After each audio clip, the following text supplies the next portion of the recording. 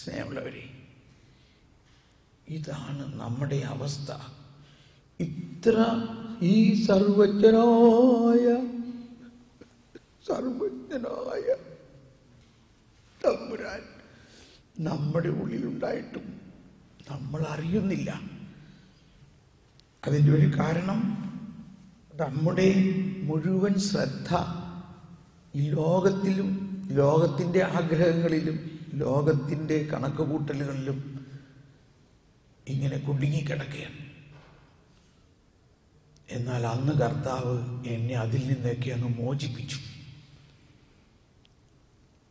അങ്ങനെ ഞാൻ ആ ദൈവാനുഭവത്തിൽ ഇങ്ങനെ ലയിച്ചിങ്ങനെ ഒരു ദിവ്യ അനുഭൂതിയിൽ ദൈവമായിട്ട് ഇങ്ങനെ സംസാരിച്ചുകൊണ്ടിരിക്കുമ്പോൾ ഈ ട്രെയിനിലുണ്ടായിരുന്ന ഒരാൾ എന്നെ ശ്രദ്ധിച്ചുകൊണ്ടിരിക്കുന്നുണ്ടായിരുന്നു. ഇയാൾ ഈ വട്ടനെ പോലെ ഇങ്ങനെ കിടന്ന് ബഹളം ഉണ്ടാക്കണു, പിന്നെ മിണ്ടാതിരിക്കണു, പിന്നെ അവൻ്റെ മുഖത്തെന്തോ ഒരു ദിവ്യാനുഭൂതി ഉണ്ടാവണമൊക്കെ കണ്ടു കാണും. അയാൾ വന്ന് ചോദിച്ചപ്പോൾ, നിങ്ങൾക്ക് കുറച്ച് ഹിന്ദിയൊക്കെ അറിയാലോ, അയാൾ ചോദിച്ചു, ഭായ് സാബ് ആപ്കോ ക്യാ ഹുവാ? അപ്പം ഞാൻ പറഞ്ഞു, ഇപ്പം ഇവനോട് എന്ത് പറയണപ്പോൾ മലയാളമോ ഇംഗ്ലീഷോ പറഞ്ഞാൽ മനസ്സിലാവോ? അപ്പോൾ ഓട്ടോമാറ്റിക്കലി എൻ്റെ അകത്തുനിന്ന് ഹിന്ദിയിൽ സംസാരം. ഹിന്ദി ഒരുവിധമൊക്കെ അറിയാമെന്ന് പറഞ്ഞാൽ ഈ നാട്ടുഭാഷ അറിയാം. ബൈബിളിൽ ഹിന്ദി ഒന്നും അന്ന് എനിക്കറിയില്ല. എങ്കിലും എൻ്റെ അകത്തുനിന്ന് ഹിന്ദിയിൽ ഇങ്ങനെ വന്നു, അരേ ഭായ് സാബ് മുझे പ്രഭു ഈസാ മസീഹ് കാ അനുഭവ ഹുവാ. എനിക്ക് കർത്താവായ യേശുവിൻ്റെ അനുഭവം ഉണ്ടായിരുന്നു. അപ്പോൾ അയാൾക്കൊന്നും മനസ്സിലായില്ല. ഈസാ മസീഹ് ഓ കോൻ ഹോത്താ ഹൈ? ഈ ഈസാ മസീഹ് എന്ന് പറഞ്ഞാൽ ആരാ, എന്താ? അപ്പം അയാളുടെ പുറകിലുണ്ടായിരുന്ന ഒരാൾ ഇയാളുടെ കൂട്ടുകാരനാവും. അയാൾക്ക് എന്തോ മനസ്സിലായി. അയാൾ വന്നിട്ട് പറഞ്ഞു, അരേ ഭായ് ഓ തോ ഈസായിയോं का भगवान है, हमारे साथ कोई संबंध नहीं, छोड़ो इधर आओ. ഈസാ മസീഹ് ക്രിസ്ത്യാനികളുടെ ദൈവമാണ്, നമുക്കൊരു ബന്ധമില്ല, നീ ഇഞ്ഞു വാ എന്ന് പറഞ്ഞ് അവരെ പിടിച്ചു വലിച്ചാണ്. അപ്പോൾ എൻ്റെ ഉള്ളിൽ ഒരു പ്രൊവോക്കേഷൻ, ഒരു നല്ല അർത്ഥത്തിൽ, എൻ്റെ ഉള്ളിൽ ഒരു നല്ല അർത്ഥത്തിൽ, അതിന് വേറെ എന്താ വാക്കെന്ന് അറിഞ്ഞൂടാ, നമ്മുടെ ഉള്ളിൽ ഒരു പ്രചോദനം.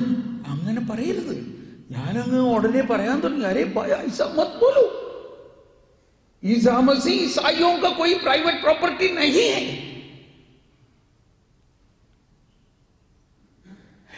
ഇതാരാ പറയണേ? जब प्रभु ईसा मसीह आया तब कोई ईसाई नहीं था. കർത്താവായ യേശു ക്രിസ്തു ക്രിസ്ത്യാനികളുടെ ഒരു പ്രൈവറ്റ് പ്രോപ്പർട്ടി അല്ല. യേശു വന്നപ്പോൾ ഒറ്റ ക്രിസ്ത്യാനി ഉണ്ടായിരുന്നില്ല. ഇത് എന്തോ ഒരു വലിയ കാര്യം ഞാൻ ഈ പറയണേ. ഇതാരാ പറയണേ?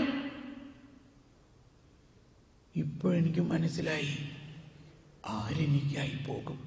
വെള്ളം വളരെ ചുരുക്കം. നീ പോകാമോ? ഞാൻ പോകാം എന്ന് പറഞ്ഞതോടെ എൻ്റെ ഉള്ളിൽ എന്തോ ഒളിഞ്ഞിരുന്ന ഒരു നിധി പൊട്ടി തുറന്നു. എൻ്റെ ഉള്ളിലുള്ള വരദാനങ്ങളൊക്കെ തുറന്നു. പ്രഘോഷണവരം എൻ്റെ ഉള്ളിൽ മാമോദീസായിലൂടെ ഉണ്ടായിരുന്നിരിക്കണം. അതിപ്പോൾ അഭിഷേകമായി. ഞാൻ ഒരു ട്രെയിനിങ്ങും ഇല്ലാണ്ട്, ഒരു വചന പ്രഘോഷണത്തെക്കുറിച്ചും പഠിക്കാതെ, ഇതാ പള്ളിയിലല്ല, ക്രിസ്ത്യാനികളോടല്ല, ഈ സാധാരണ ട്രെയിനിലെ യാത്രക്കാരോട്, ഹിന്ദിക്കാരോട്, ഹിന്ദുക്കാരോട് ഞാനങ്ങ് പറയാൻ തുടങ്ങി. 10-45 മിനിറ്റിന്, ഒരു 45 മിനിറ്റോളം ഞാൻ ഈശോയെക്കുറിച്ചും ഈശോയുടെ കരുണയെക്കുറിച്ചും ഈശോ വന്നിരിക്കുന്നത് എല്ലാ മനുഷ്യർക്കും വേണ്ടിയാണെന്നും എല്ലാ മനുഷ്യരുടെയും പാപം യേശുക്രിസ്തു കുരിശിൽ ഏറ്റെടുത്ത് കഴിഞ്ഞുവെന്നും, तुम्हारे माँ बाप तुम्हारे लिए खून नहीं बहाया, परंतु ईसा मसीह तुम्हारे लिए खून बहाया, क्या तुम जानते हो? ഇതാരാ പറയണേ? എനിക്കറിയില്ല.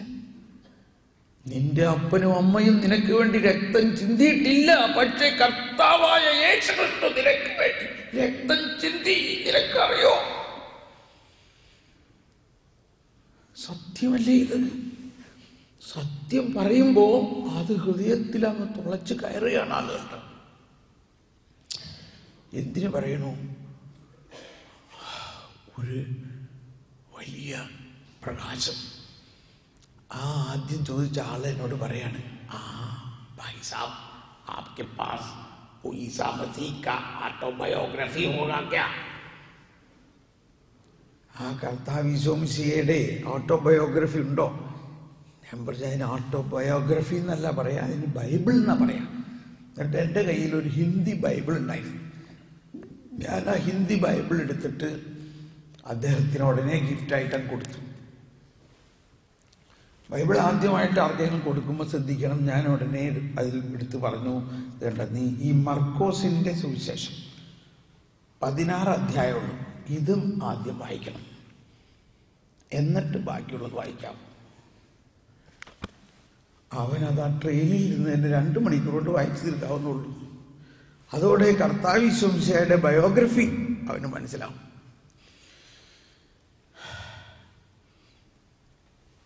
എന്തിനു പറയണോ? ഞാൻ പറയാമെന്ന കാര്യം ഇതായിരുന്നു.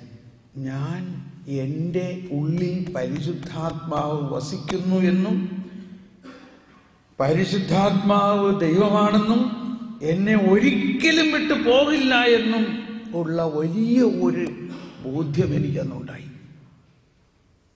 അതിൻ്റെ ഉടനെ ഉണ്ടായ അടുത്ത കാര്യം, എന്നെ ആശ്ചര്യപ്പെടുത്തിയ അടുത്ത കാര്യം, എനിക്ക് സിഗരറ്റ് വലിക്കാനും പറ്റണില്ല, ശിവാശ്രീകൾ കുടിക്കാനും പറ്റണില്ല. എനിക്ക് പിറ്റേ ദിവസം ഞാൻ സിഗരറ്റ് മേടിച്ചിട്ട് സിഗരറ്റ് എടുത്തിട്ട് എനിക്ക് സിഗരറ്റ് വലിക്കാൻ പറ്റുന്നില്ല. അതിത്രയ്ക്ക് ഇത്രയ്ക്ക് അതിൻ്റെ മണം എനിക്ക് ഒട്ടും ഇഷ്ടമാവില്ല. അതിനു മുമ്പ് വരെ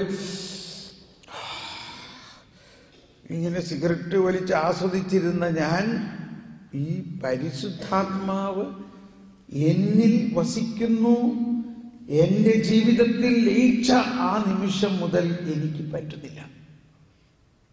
പിന്നെ ഒരിക്കലും ഞാൻ സിഗരറ്റ് വലിച്ചിട്ടില്ല. അന്ന് മുതൽ എനിക്ക് വിസ്കി കുടിക്കാൻ പറ്റുന്നില്ല. ഇപ്പൊ 25 വർഷം കഴിഞ്ഞു ഞാൻ കുടിച്ചിട്ടില്ല. ഇപ്പൊ ഈ ഇപ്പൊ ഫ്ലൈനിലൊക്കെ യാത്ര ചെയ്യുമ്പോൾ ഇഷ്ടംപോലെ വിസ്കി കുടിക്കാം. ഇപ്പൊ നമ്മൾ യൂറോപ്പിലൊക്കെ പ്രവർത്തിക്കും, എന്തോരം ബ്രാൻഡുകളാണ് ഓരോരുത്തർ കൊണ്ടുവരുന്നത്. പക്ഷെ I never able to drink. I am not able to drink. എനിക്ക് കുടിക്കാൻ പറ്റുന്നില്ല.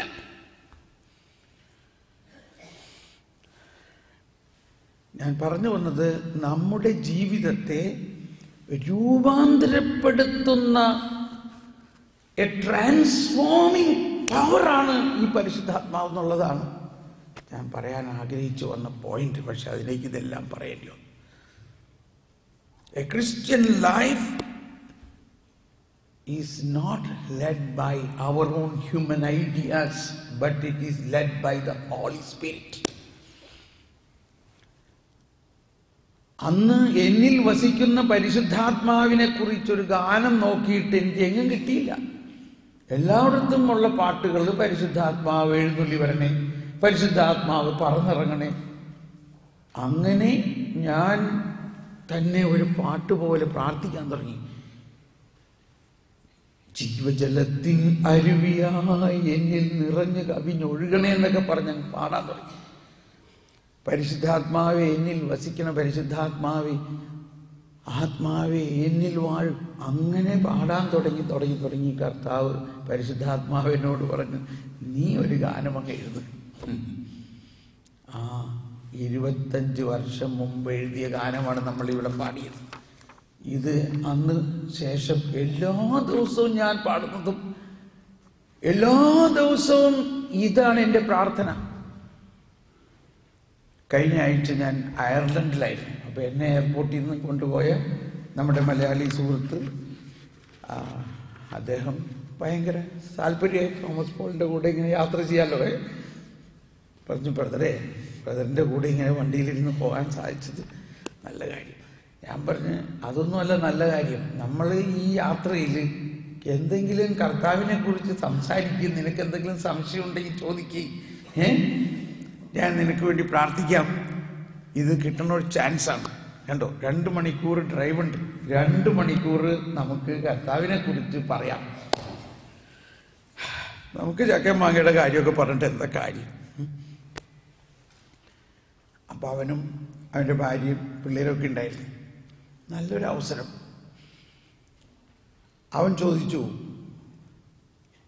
എൻ്റെ ബ്രദറെ, എങ്ങനെയാണ് ബ്രദർ 25 വർഷമായിട്ട് ഇങ്ങനെ നിലനിൽക്കണേ?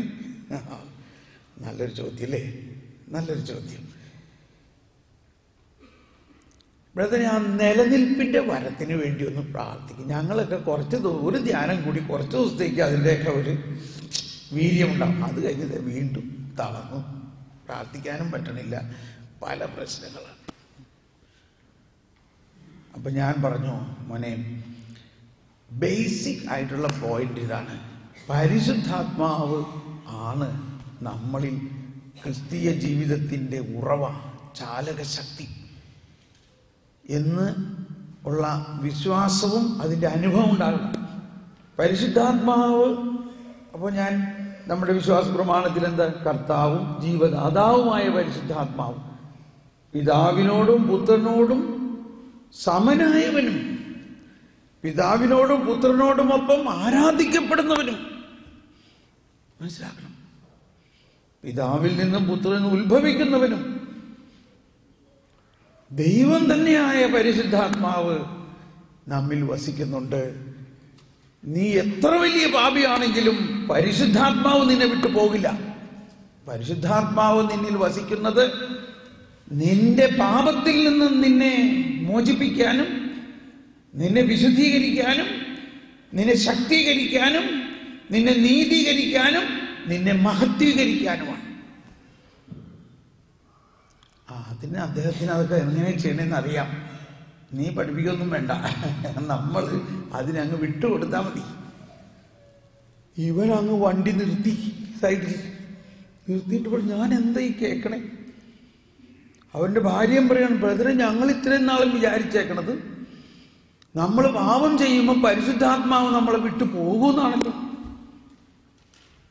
ഇതാണ് നിലനിൽപ്പില്ലാത്തതിൻ്റെ കാര്യം. ഇപ്പോൾ അച്ഛൻ പറഞ്ഞു, എന്നെ ഇൻട്രൊഡ്യൂസ് ചെയ്തുകൊണ്ട് ഞാനത് കേട്ടപ്പോഴാണ് എൻ്റെ അകത്ത് വലിയൊരു റിയലൈസേഷൻ. 4 നൂറ്റാണ്ട് കാലം, ഇറ്റ് ഈസ് സോ ട്രൂ.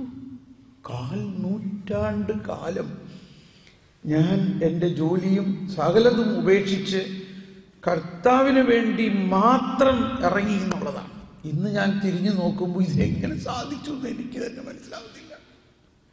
എൻ്റെ ഭാര്യയ്ക്ക് ജോലി ഉണ്ടായിരുന്നില്ല. നിങ്ങളിപ്പോൾ പെട്ടെന്നൊന്നും വിടണ്ട. ഇതൊക്കെ നമ്മുടെ നാട്ടിലൊരു ഗുണമാണ്. നമ്മുടെ നാട്ടിൽ ജോലിയൊന്നും ഇല്ലെങ്കിലും നമുക്ക് എങ്ങനെയെങ്കിലുമൊക്കെ ജീവിക്കാം. ഇവിടെ ജോലി ഇല്ലാണ്ട് ഒന്നും ചെയ്യാൻ പറ്റില്ല, അല്ലേ? പ്രധാനമായിട്ട് ഇവിടെ നമ്മളെ കൺട്രോൾ ചെയ്യണത് എന്താ? കർത്താവാണോ ഇൻഷുറൻസ് കമ്പനിയാണോ? പറയും, ഇല്ലേ?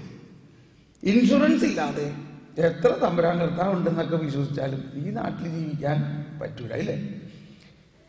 ചിലവർ പറയും, എൻ്റെ ബ്രദറെ, എനിക്ക് ജോലി ചെയ്യണമെന്ന് താല്പര്യമില്ല, എന്നാലും ഒരു ഇൻഷുറൻസിന് വേണ്ടി ജോലി ചെയ്യേണ്ടി വരികയാണ്. സത്യം അതാണ്.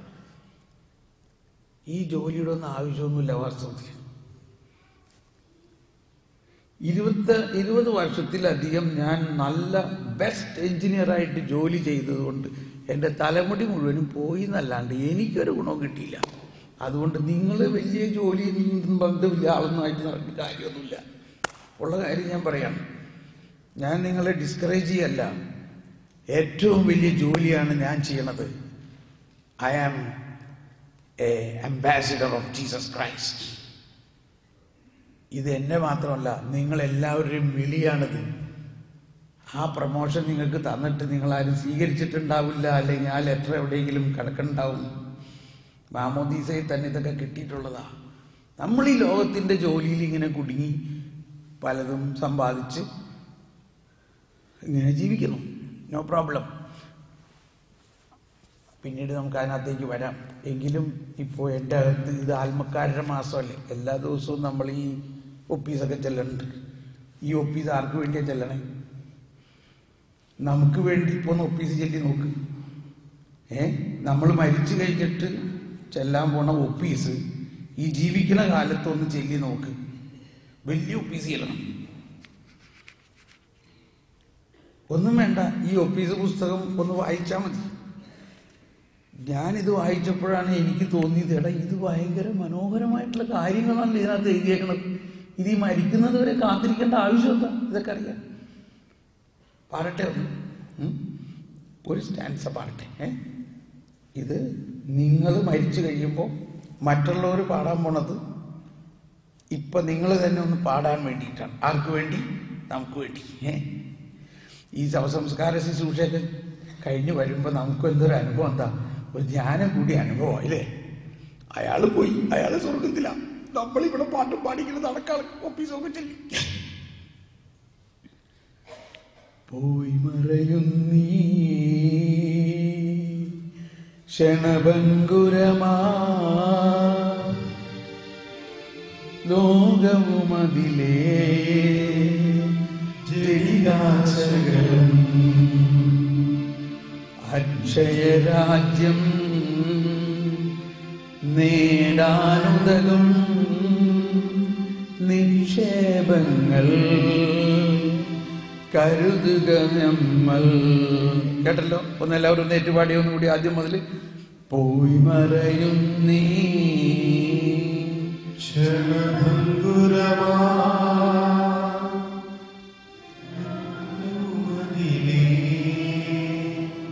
ജഡികാശകളും.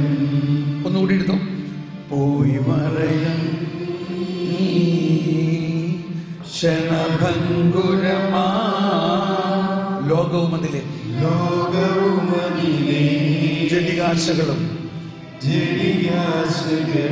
അക്ഷയരാജ്യം നേടാനുതകും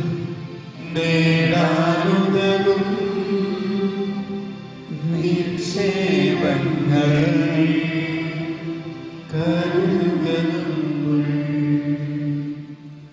തൽക്കാലം അടച്ചു വയ്ക്കാം. ഇത്രയും മതി.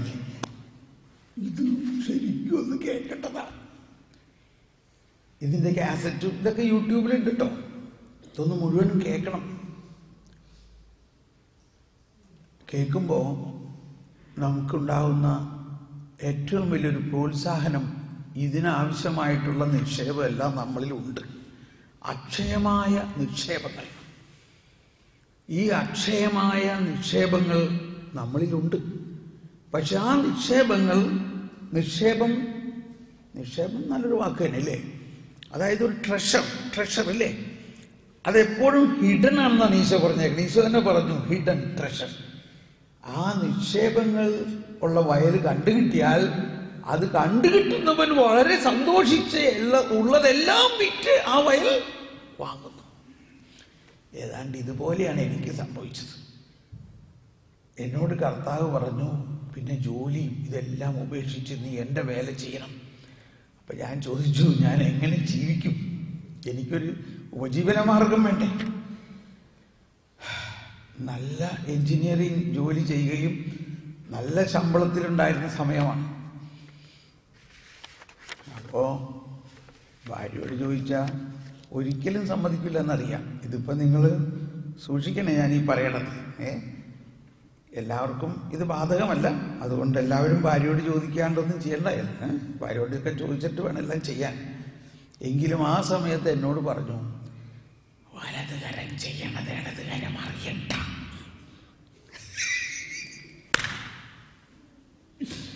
കർത്താവിനൊരു പണി.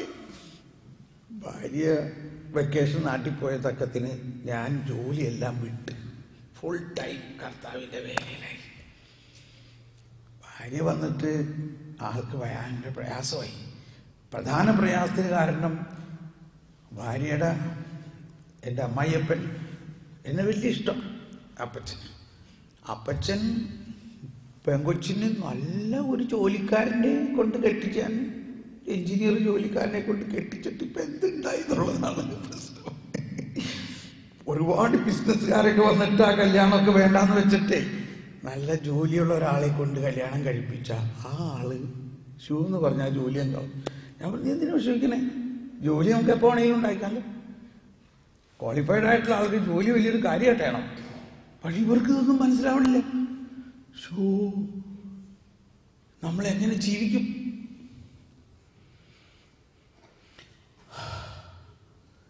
അപ്പം ഞാൻ കർത്താവിനോട് അതിനെക്കുറിച്ച് ചോദിച്ചു.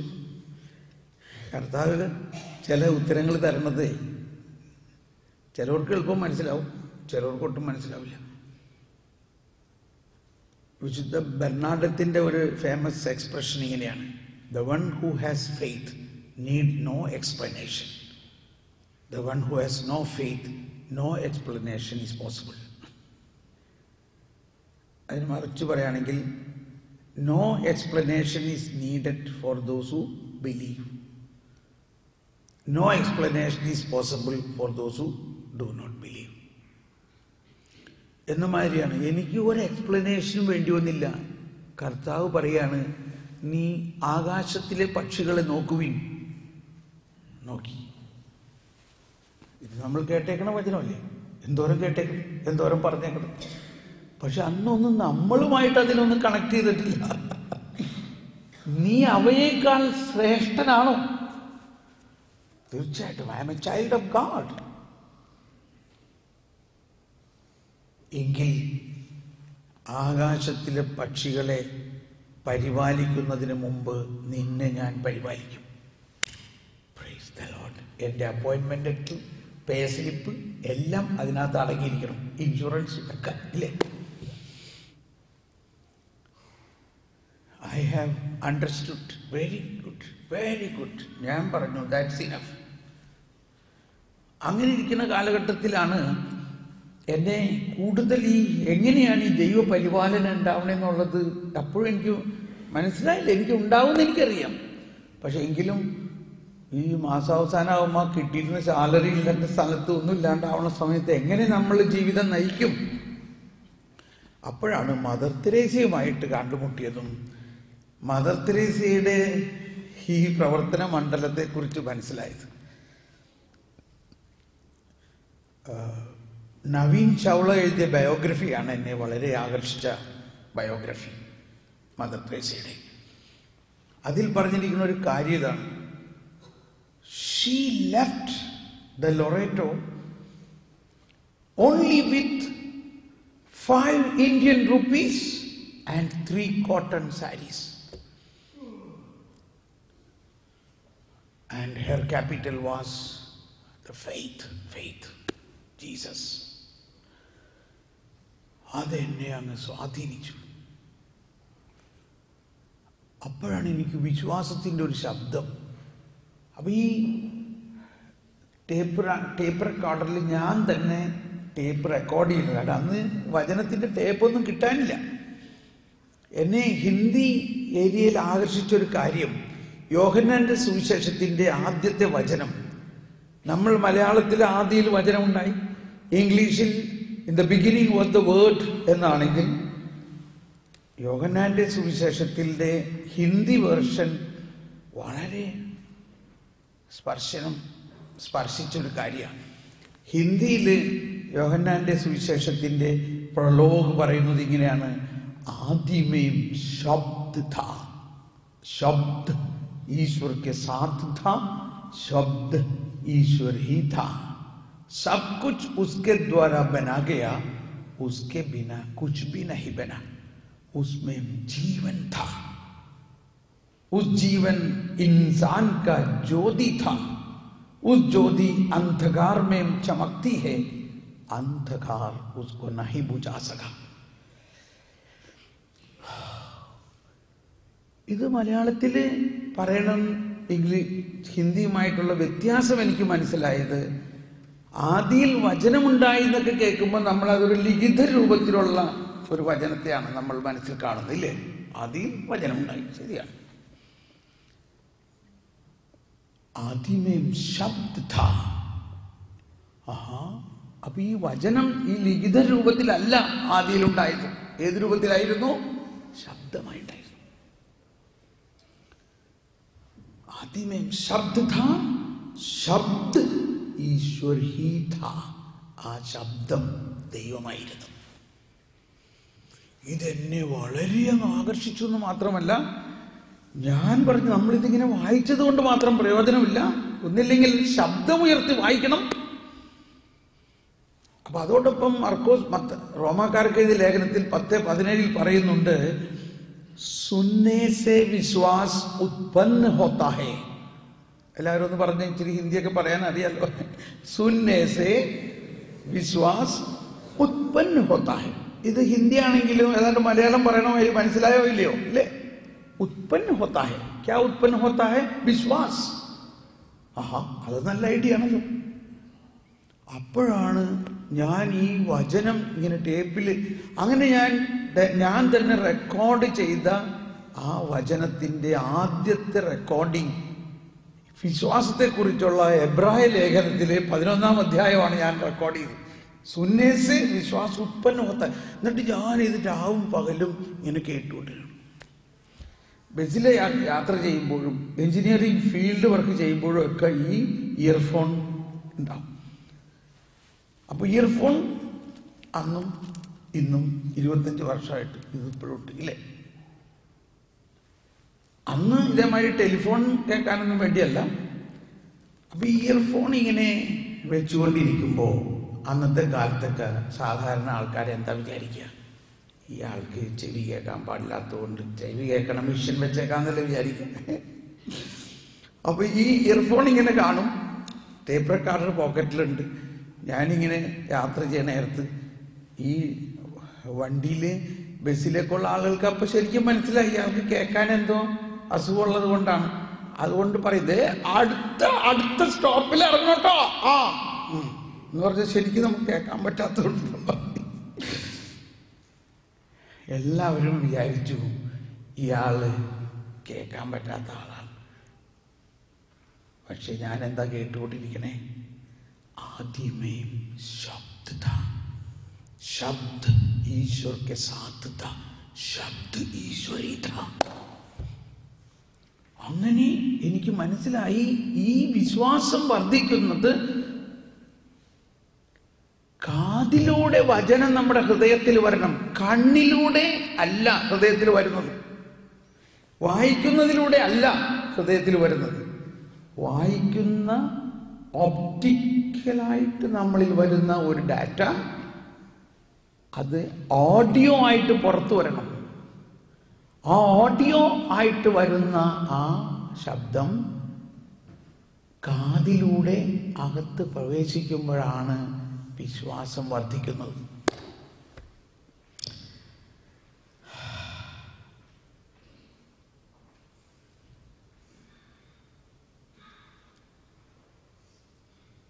അങ്ങനെ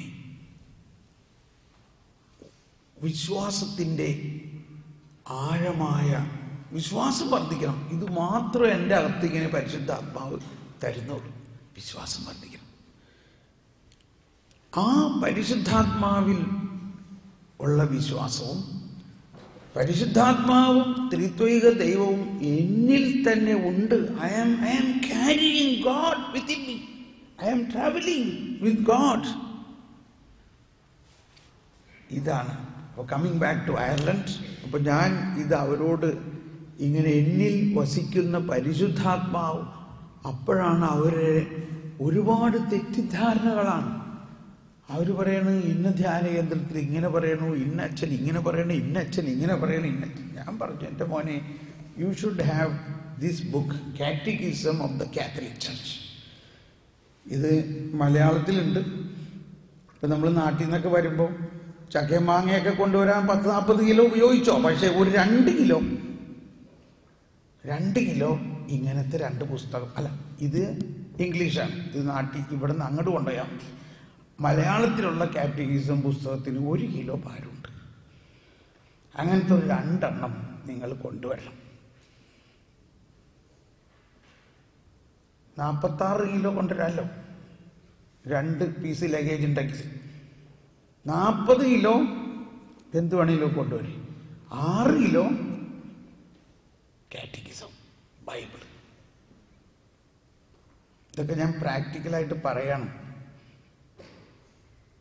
നമ്മുടെ വീട്ടിലുണ്ടാകേണ്ട 2-3 പുസ്തകങ്ങളാണ്. ഒന്ന്, ഈ കരുണയുടെ കവാടവും കരുണയുടെ വർഷത്തിൻ്റെ ഒരു ഓർമ്മ നിങ്ങൾക്ക് വേണമെങ്കിൽ ഈ പുസ്തകം, ചെറിയൊരു പുസ്തകം, ഇറ്റ്സ് റിയലി എ ട്രഷർ. പോപ്പിൻ്റെ പറഞ്ഞ പുസ്തകം, ശീർഷകം ഇതാണ്, the name of God is Mercy. ഈ പുസ്തകം നിങ്ങൾ വീട്ടിൽ വേണം. ഇടയ്ക്കിടയ്ക്ക് ഒന്ന് തുറന്ന് നോക്കണം. കുട്ടികളെ നിങ്ങളും ഒന്ന് തുറന്ന് വായിക്കും. ഒരു മുഴുവനും വായിക്കേണ്ട, ഒരു സെൻറ്റൻസോ ഒരു പാരഗ്രാഫോ വായിച്ചാൽ മതി ഇടയ്ക്കിടയ്ക്ക്. രണ്ടാമതുണ്ടാകേണ്ട ഒരു പുസ്തകം, ഇതിൻ്റെ ഒരു ഇംഗ്ലീഷ് വെർഷനും മലയാളം വെർഷൻ. ഇംഗ്ലീഷിൽ this is the very handy book, catechism of the Catholic church. Malayalam അതിൽ രണ്ടും. ഇത്രയും നിങ്ങളുടെ വീട്ടിൽ വേണം. എന്നിട്ട് നമ്മൾ അവർ പറഞ്ഞു, ഇവർ പറഞ്ഞു, തോമസ് പോൾ പറഞ്ഞു ഒന്നല്ല വിശ്വസിക്കേണ്ടത്. ഈ കാറ്റഗിസത്തിൻ്റെ ടീച്ചിങ്ങിൽ എന്ത് പറയണോ ആ ടീച്ചിങ്, അതാണ് ഈശോ തന്നെ വന്നിട്ട് എന്താ പറഞ്ഞത്? ഒരു വചനം വരുന്നു. ഈശോ പറഞ്ഞത് വചനം ഇതാണ്, യോഹന്നാൻ 7-ാം അധ്യായം 16-ാമത്തെ വചനം. യോഹന്നാൻ 7:16 ഈശോ പറയാണ്, എൻ്റെ പ്രബോധനം എൻ്റെ അല്ല. Even Jesus says, my teaching is not my teaching, but the one who sent me. എൻ്റെ പ്രബോധനം എൻ്റെ അല്ല, മറിച്ച് എന്നെ അയച്ചവൻ്റേതത്രേ. സ്നേഹമുള്ളവരെ, നമ്മൾ ഇപ്പോൾ എന്ത് പഠിപ്പിക്കുന്നവരായാലും, ഇപ്പോൾ നമ്മളിവിടെ ടീച്ചർമാരുണ്ടാകാം, നമുക്ക് ഇഷ്ടമുള്ളത് പഠിപ്പിക്കാനാണോ നമ്മളവിടെ ടീച്ചറാക്കിയേക്കണത്? You have to teach a curriculum which is given to you from the authorities. എന്ന മാതിരി തന്നെ സഭയുടെ മുഴുവൻ ശക്തിയും മുഴുവൻ കരുത്തും നമുക്ക് കിട്ടുന്നത് എന്തെങ്കിലും വിശ്വസിക്കുന്നതിലല്ല. You have to get a truth according to a teaching authority. ആ ടീച്ചിങ് അതോറിറ്റി തന്നെയാണ് Jesus. Jesus is the teaching authority. ആ ജീസസ്, അതുകൊണ്ടാണ് ഇന്നലത്തെ വൈകുന്നേരമൊക്കെ ഞാനിത് പറഞ്ഞു. I will come back to that. Isho എപ്പോഴും പറയുന്നത് ഇതാണ്, ഗോ ആൻഡ് ലേൺ. നിങ്ങൾ പോയി പഠിക്കുവിൻ. മത്തായിയുടെ സുവിശേഷത്തിന്റെ ആദ്യം തന്നെയാണ് പറഞ്ഞത്. Isho, he was teaching in their synagogue, and when he saw his disciples, he went up the mountain and he sat there and began to teach. അതാണ് മലയിലെ പ്രസംഗം. ആ മലയിലെ പ്രസംഗത്തിന്റെ അവസാനം മത്തായി 5-6-3 അധ്യായം, അതിന്റെ അവസാനത്തിൽ സാംശീകരിക്കുന്ന ഇതാണ്, people who heard his teaching were astonished. അവന്റെ പ്രബോധനം കേട്ട അവർ ആശ്ചര്യപ്പെട്ടു. ഇത് അവരുടെ റബ്ബായിമാര് പഠിപ്പിക്കുന്നതിൽ നിന്നും വ്യത്യസ്തമാണല്ലോ. That's the point. I will read Mathai 7. യേശു ഈ വചനങ്ങൾ അവസാനിപ്പിച്ചപ്പോൾ ജനാവലി അവന്റെ പ്രബോധനത്തെ പറ്റി വിസ്മയിച്ചു. They were astounded about his teaching. അവരുടെ നിയമത്തിനെ പോലെ അല്ല, അധികാരമുള്ളവനെ പോലെയാണ്. He is teaching not like their scribes, but the one who has an authority. ആ വേർഡാണ് important. He was teaching with an authority. സ്നേഹമുള്ളവരെ, നമ്മുടെ വളർച്ചയ്ക്ക് ഏറ്റവും ആവശ്യമുള്ള ഒന്ന് ഇതാണ്.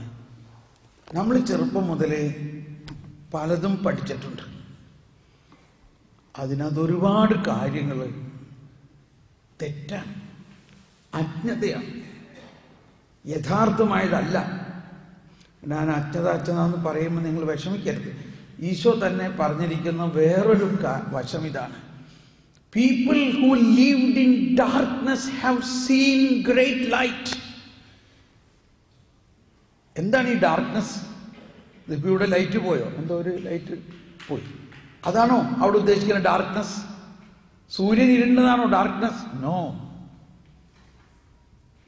ദൈവത്തെക്കുറിച്ചുള്ള അറിവില്ലായ്മയായിരുന്നു പ്രധാന darkness. People who lived in darkness. ഞാൻ പറഞ്ഞല്ലോ, 40 വർഷം ഞാൻ ഏറ്റവും നല്ല പാരമ്പര്യ ക്രിസ്ത്യാനിയായിട്ട്, 10 മക്കളിൽ ഏറ്റവും മൂത്തവനായിട്ട്, ഏറ്റവും നല്ല മാതാപിതാക്കൾ, എല്ലാ ദിവസവും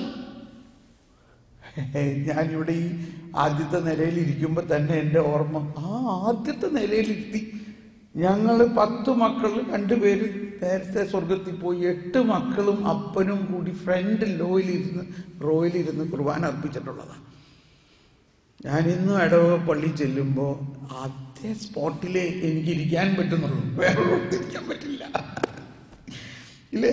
നിങ്ങൾക്ക് അറിയാം, ഇടവക പള്ളിയിൽ നമ്മൾ നാട്ടിൽ ഒരു വല്ലപ്പോഴൊക്കെ പോകുമ്പോൾ നമ്മൾ എവിടെ പോയിരിക്കുക? നമുക്ക് വേറെ എവിടെ ഇരിക്കാൻ പറ്റില്ല. നമ്മൾ ആ കുഞ്ഞുനാളിൽ ഇരുന്ന ആ സ്ഥലത്ത് തന്നെ. ഒരു ഭയങ്കര നോസ്ട്രോളജിയാണ് അതൊക്കെ. അത്രയ്ക്ക് ഞാൻ ഈ സീറോ മലബാർ കുർബാനയുമായിട്ടൊക്കെ ലയിച്ച് ജീവിച്ചതാണെങ്കിലും 40 വയസ്സുവരെ ഈ ത്രിത്വൈക ദൈവം എന്നിൽ തന്നെ ഉണ്ട് എന്നതിനെ കുറിച്ച് ഞാൻ അജ്ഞനായിരുന്നു. I was ignorant.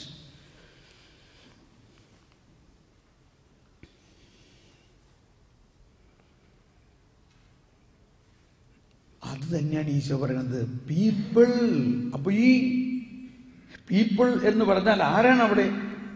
ദൈവജനം എന്ന് പറഞ്ഞാൽ വിജാതീയരല്ല, ഇസ്രായേൽക്കാർ, യഹൂദര് തന്നെ, ദൈവത്തിന്റെ ജനം.